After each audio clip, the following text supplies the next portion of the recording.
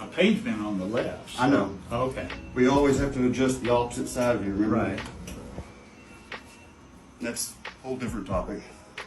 Shoulder back. Slight motion, that's better. Push your knee up against me.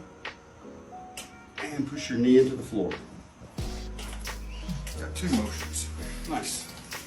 All right. How's that feel now?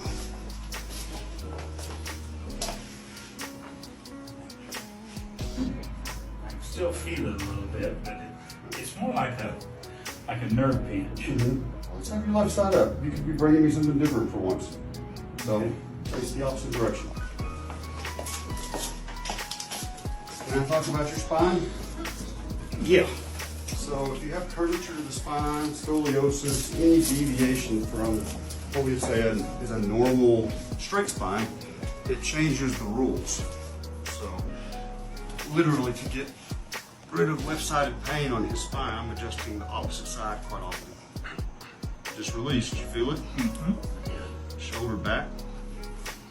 More.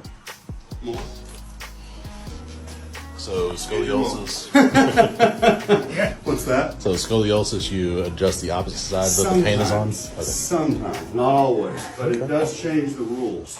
It's pretty cool though.